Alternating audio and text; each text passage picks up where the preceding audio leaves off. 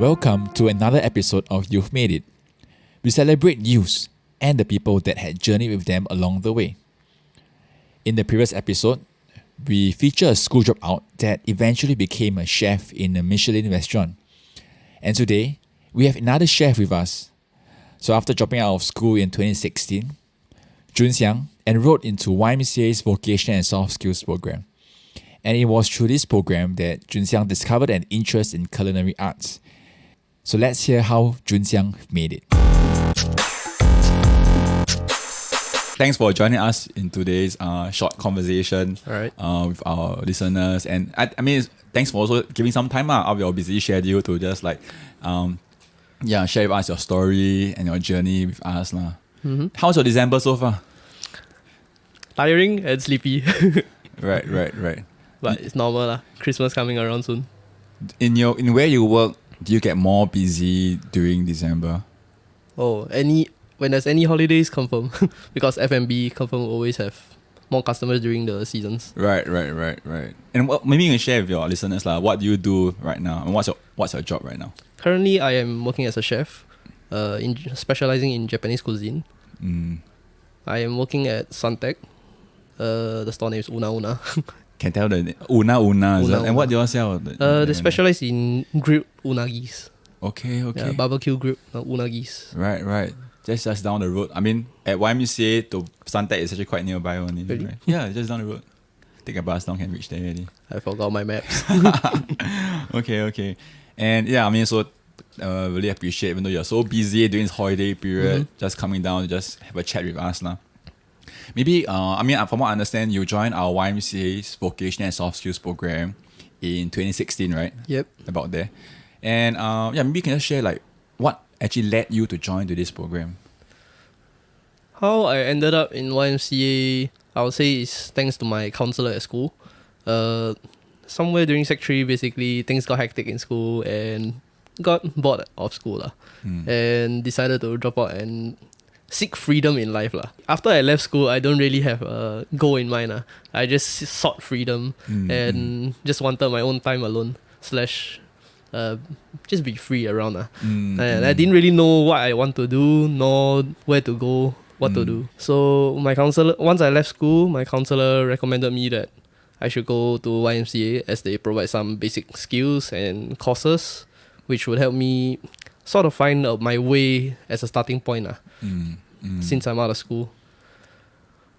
And from there, I learned the basics from YMCA, which is resume writing. I think, is it speaking skills? Yeah, probably. Yeah. Basically, the basic tools needed to get out and start life. Right. In a sense. Right. What kind of youth were you like? I mean, let's say we take school out of the picture. What kind of youth were you like as a person? Yeah. What was I like back then? Yeah. I'll say the typical young punk. Young punk, okay. Yeah, young punk was the definition of the word. But I don't smoke, don't drink. So that's the difference there.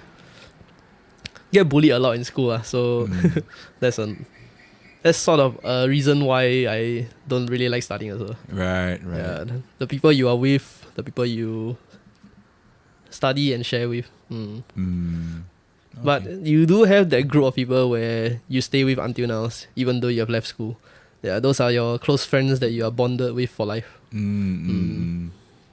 So you're saying a young punk. You want to share a bit more what's a young punk Jun Xiang? I realize I haven't mentioned his name yet. So this is Jun Xiang here. Hi guys. Who is speaking with us in sharing his story. So Jun Xiang, what's the definition of a young punk? No, for yourself, what you say young punk means what?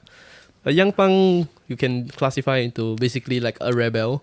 Those who doesn't want to study, those who want freedom, those who basically do all the bad shit in the life you can think of. Right. But eventually you'll grow out of that phase and you'll realize that young punk is not the way to be, not the life to be. And you grow out of that phase eventually. For me, I grew out of it once I started working and earning money, and I know the pains of really earning money. So yeah. The pains of earning money, right? That's life. That's life. Yeah, It's the hard truth, but it is what it is. Okay. Yeah, maybe can you share with us a bit more? Like, so you were saying that you were in school, Sec 3. I mean, you dropped out of school in Sec 3, right? And many reasons you say, and you're saying that part of it could be bullying, part of it just be no interest in study, and part of it is just that the work can just be so difficult and theoretical, right? So you joined YMCA. What was there anything about YMCA that made you like, wow, it's interesting, I want to learn more about this topic or that? At first, I did not know what YMCA was about, but once I came here, I met a new group of friends, which is basically the same people as me, the rebels and the young punks, who basically dropped out of school also, and they also same as me, lost and don't know what to do. So basically, we gathered around into YMCA and we went through this, I think 3 to 6 month course, and basically we bonded and left as friends. But sadly, we lost contact since. Yeah, no worries. Yeah. So was friends one of the big highlights in this program? Meeting new friends, yes, that's a highlight. Learning new things, that's also another highlight. Basically, get out and explore to learn what else you can achieve, Right. besides just staying at home, just relaxing. Right. Get a new skill to move on in life. Right. So your time in YMCA, it's a bit more of like exploring a new area of life, new interests, new friends as well, right? Yep. Basically, a new road to explore. Okay. Yeah. Okay. Sort of like how you go for a vacation and there's new memories to make. Yeah. That's true. Why do you choose culinary arts out of the many different vocations that YMCA has? Currently, as of now, I see that the vocation have changed a lot. There are many more new options. Some of which from my time, the vocations are gone already. But majority of the new ones are quite interesting. And I'll say for the new youths, have very more options to choose from. But for my time, there was maybe around 10 to 12 options back then. Some of them is like doing nails, barista. I think horse care is one of them. Surprisingly, Yeah, that was a while back. Yeah. Then there's culinary, baking, basically the food ones. There are others one that I do not remember already. But out of all of them, it was a group choice. It was not really a single choice where one person go for a specific course you like. It has to be a voted majority. Then we choose for that. So for my one, there was 3 category that was chosen. Between the girls, boys was the culinary and arts. The second one, surprisingly, there was the horse table care one. Right. Yep. And the third one, if I'm not wrong, is like the nail management one. Yeah. So out of those 3, I chose culinary arts because in school I used to enjoy cooking a lot. Right. So from there I had a lead and I can use that as a point to start in life. Cool. And through the YMCA course, it brought me to the culinary course.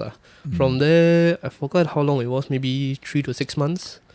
But after that, I learned a lot of new skills, got some certs, and from there on is where I began in life.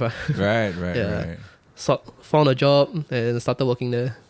Wow, it sounds like you have a new beginning, right? Yeah, basically a new place in life to start. Yeah. Okay. Since out of school already, at least somewhere to be.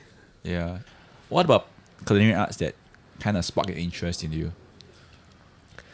In culinary arts, they teach you how to make pastries. They teach you the basic in how to use a knife, how to sharpen a knife. Basically, the stuff you need in the kitchen / the baking workshop in a sense. From there, you can learn multiple skills from learning how to make bread Right. to learning how to cook fish, fry stuff, how to bake stuff. Basically, the chef there was amazing. He taught us a lot of new things that we never learned of. Right. Along the way, you can see all the journeys, all the mistakes, Right. all the experience that people make also. Basically, your classmates. Right. Yeah. Like when you see them fail, you have a good laugh. But when they do succeed, you cheer them on. Right. Yep. Okay, so we talked about how you went through the culinary school, and after that, do you find a job immediately? For me, I found a job immediately because when you go for the culinary course or whatever the course that YMCA offers, when they bring you to your respective courses, they will have a teacher there. And the teacher, for my case, he had basically like a challenge for the top 3 students in his class out of like maybe 10 or 20. Right. And for the top 3, he basically rewarded them with a job opportunity. Wow. Basically, I was one of the top 3. Wow. Top 3 out of how many? I would say 10 or 20. Wow, not bad, not bad. You know, Yeah. I mean, to emerge as top 3 out of your cohort, that's great. You know, that's great. But the number one point of reaching, I would say, reaching top 3 is attendance. That's a must. Because majority of them, even they think of it as like it's a school again, and like they don't want to come back already. Right. So basically, you have to have the motivation to learn and have fun. Right. Yeah. So you have to, even though it's quite a distance from your house, maybe 1 hour journey. Yeah. It's quite a fun one. So make it last. Cool. And so, where was the first job at? My first job was recommended through my chef and it was one of the place where he worked at last time. Okay. It was a cake factory, but it's a well-renowned brand called Riff Gosh. Gosh. Yeah, it's a very expensive cake shop. Wow. Okay. Too expensive for me. I probably never tried it before. Yeah, I wouldn't even buy it for myself. It's too expensive. Really? Yeah. I would rather make my own. It's cheaper. Right. Is it still out there? Is it still? Yeah, the store is still running. Okay. But the details inside, I am not sure. I still have one of my contact from the past. Nice. Yeah, he's still working there. Wow. Okay. And how is working life different from being a student? Oh, it's very different. But depends on how you see it. Because majority of the people, they see school life as already tiring enough and they can't compare it to working life. But depends how you see it. For me, I hate studying, so that is definitely worse no matter how I look at it. Right. So coming out and starting a working life, at the start is very, I'll say tiring and stressful. But eventually you'll get used to it. And basically you have a day-to-day life, you'll know what to do with it. Yeah. So eventually I am more happy that I started working instead of studying. Really? Yeah. Well, I mean, you said it was tiring and stressful. Like, how was it tiring and stressful? Like, Mostly because of the long hours and work. Okay, It's basically like school 8 hours a day, but at more tuition in a sense. Really? That's how work life is in a sense. Okay. Yeah. But in return, school, you give your time and effort. Yeah. End of the day, you go back sleep. Next day, repeat. Right. End of the day, end of the year, your goal is to get the certificate needed for in the future. Also same, go back to work. Yeah. Then for working wise, you give your time and effort. You make memory. You learn experiences, and from there you go also earn some side money. Yeah. And from there you can proceed on in life. Basically, learn the skills needed and experience, and bring on to the next stage in life. Right. Yes. So what you're saying is that being at work, there's a lot more benefits, lah. You can get depends to, how you look at it. Yeah. Okay. For some people, like my cousin, who is I'll say a study addict. Okay. Because everybody have their different mindsets. For studying wise, some people say you study until university, study until poly, you can get all the certs. But end of the day, how I look at it is you study so long, you spend 1/3 or 1/4 of your life as studying. Come out of the end of the day, you are still working in life, which for me, jump out at an earlier age and get a head start for me is better because of the experiences I learned in the workforce. Right. Yeah. And with those experiences, some company, depending on what you do, they would rather have a person with more experience in the work category than have the certificate of through the school instead. Right. Yeah. Right. Oh, thanks for sharing. I mean, it's very interesting how you mentioned all that. I mean, first you're saying school is boring. But work is more tiring, but yet you enjoy work. So it's a bit of like a contrast, you know. Yeah. Yeah. Okay. But again, all this is down to the mindset and how you think of it. Eventually, as you grow on in life, you'll figure all this out. So for all the youths that are listening, just take your time and enjoy your life while it's still young. Okay. And in your workplace, do you experience any like difficulties, conflicts, or anything? Those time to time. It's not always. Usually it's a happy environment. We work together as a team. So usually it's not much of a fight. But when there are days, like example, the Christmas coming up, it's going to be hectic. There's going to be a mess, confirm. So we have to take charge, take leadership, and I have to maintain the kitchen in a sense. To control them and not make it go hectic and drop plates everywhere. Right, Yeah. right. Okay. So you say that during like busy periods is when things in the kitchen may get more heated than usual, right? Yes, it's normal in F&B. So that's why some people say they respect the chefs because their mentality of going through the kitchen is very, very tough. Right. Yeah. And during those heated moments, how do you like manage to, I guess resolve any conflicts you have with your friends? Usually I'll raise my voice, which is not a good thing. Right, But right. usually when all of the chaos is over, I would apologize to them for raising my voice. Right. But that's a normal thing to do lah. It's like you have to get control of your kitchen. If not, it will go hectic. Right. Oh, okay. Wow, I can see the a lot of the leadership elements in you, having to control I would say have to manage well your team, especially during those busy moments, right?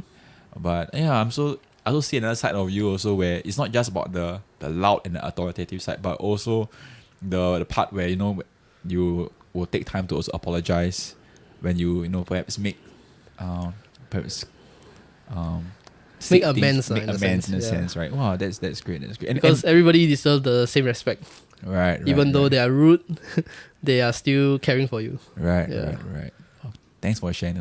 But there is those 1% of people in the world, no matter how good you are to them, they will always be bad to you. yeah, there's always There's always those one bad you, egg. you bad can't egg, you can't please everybody also. Yes. Yeah. Okay. That's a sad truth in life. Yeah.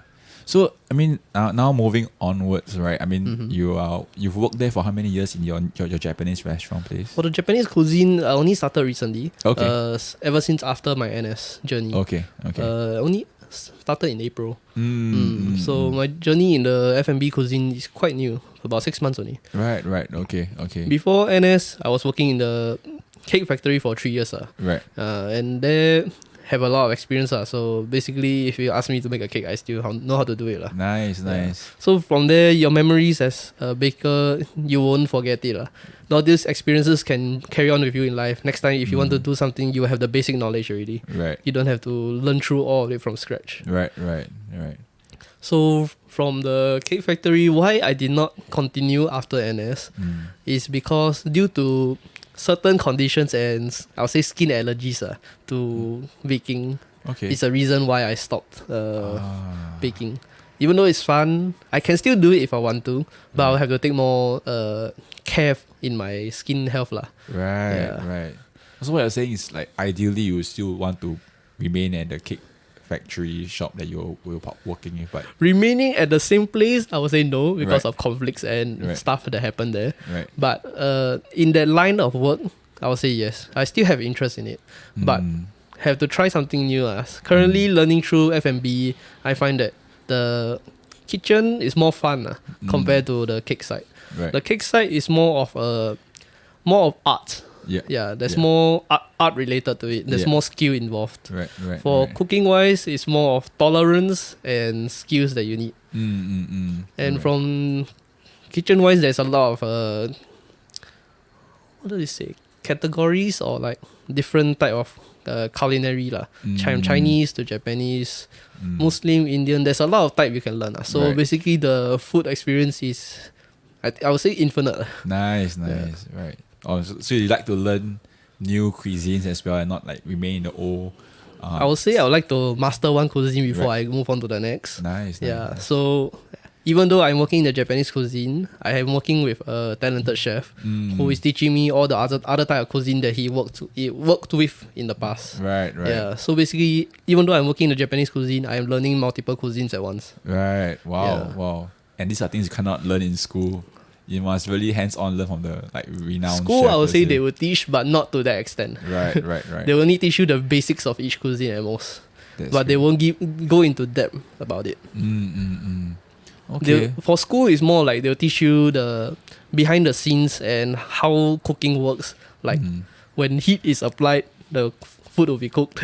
They'll teach Right. you the science of cooking instead of like hands-on and how the flavors are made. Right. Yeah. Right. As we come to a close of this podcast, right? Right. Maybe is there a note you have for your old self? Let's say you could look back to the Junxiang in 2016. What would you advise Junxiang to be like? I will tell myself to not be so sad, as there is a lot more in life to see than what I am seeing now. Right. Because back then, everything is dark. I do not know my path. Everything is just looking for a new way to explore. lah. And I did not know all the stuff that I know now. So as you grow on in life, for me, in the 6 years that I've grown, I learned a lot of experiences, a lot of good ones, some bad ones, unavoidable. But I will tell to myself that just keep pushing forward. Right. Don't look back.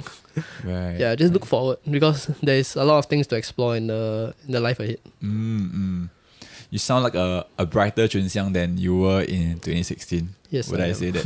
Yeah. Okay, cool. And is there any a particular person or a teacher, or for example, that you really want to appreciate? You know, I would that- like to thank. I would say my chef that gave me a start in life. His name is Chef Anoop. He works at the Allspice Academy. I'm not sure if he's still there, but basically he was the one mentor that gave me a jump in life. Basically giving me a new lead in life to begin. That's great. Yeah. That's great. Many new skills, many experiences. And all started thanks to him. That's great. Yeah. That's great. I think it's also start thanks to yourself also, because you were the one who took the first step, even though you could just drop out of school and just leave it as that. But you took the first step to follow your counselor's advice to come to YMCA, which opened the door to Allspice. So I think it's also, you have also part to play in your own journey as well. In a sense, yeah, you have to take your first step. Yeah. Which in the sense, YMCA is a good stepping stone. Yeah. Cool. And maybe just one more question, right? Any words for our listeners out there, the youth out there who maybe just still figuring out their ways and seeing a path? Any words of encouragement for them? I would say it's give YMCA a chance, give it a try. You might not know what you experience. It might be good, it might be bad, but I would say majority of it is good. You'll meet new friends, learn new things. Who knows, you might find the course that you like here. And that will be what you are striving towards in the future. Wow. Yeah. Thank you so much for the encouragement and for your stories to our listeners. Yeah, thank you so much, Chun Xiang. Yep. Hope to see you again and hope to maybe see your own shop in the future. One day. Yes. All the best for you guys. Hey Chun Xiang, thank you so much for sharing your journey with us. I agree with you that there's so much more to life than what we may be seeing. Sometimes we just need the courage to take the first step. So thank you so much for sharing that. And thank you listeners for staying to the end of the podcast. If you like what you have listened, don't forget to subscribe to us. See you all next time.